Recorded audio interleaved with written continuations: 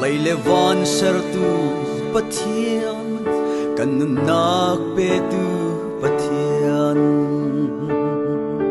nami na khoro harvan sang in kan volei si boy na zong ni adam ter kholo ram zot na dam ter tu boy pa nang long kan ram ni an her go we mo boy pa kan au na go hi kan thai piak sham go lo kan khai za cham na o hi kan ngai piak sham go so nang lo chun bao chan ding dang ho man kan ngei na lo e kan tra na go hi kan thai piak lo oi ba him na kan kol kan mu lo oi ba nang long kan him na thi nak singin affect me ral shuang na si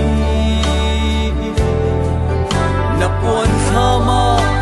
kan du na thadem tang dor na ka zung zalin kan hu heng lo kan him nak lung pi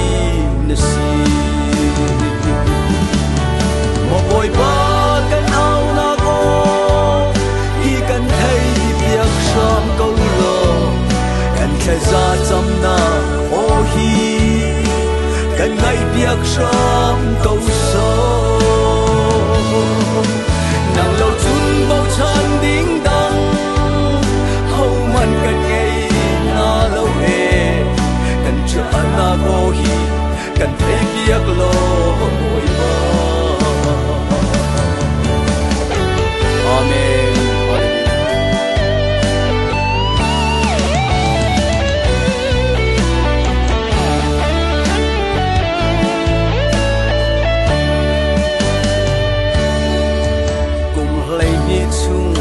chuak nu dam du nak chin lung thei tu party mu au o thei tu boy ba na si dam du akan mi khi he naki shama kan ku ne kan du nak bang si lo in na du bang si se boy ba mo boy pa kan au na go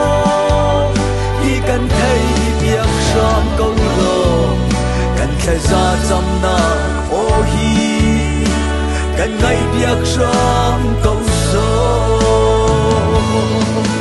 nang lo chun bao chan ding dang ho man kan ngei na lo e kan cha na bo hi kan thei piak lo oi ba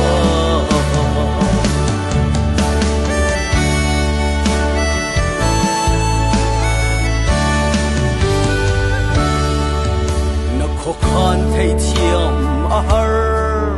minung ei ro na in chun in le lo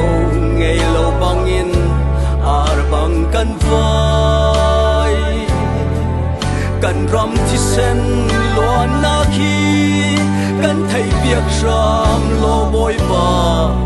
mui nak sung in cheu na ga kan chuai than chang lo ka pa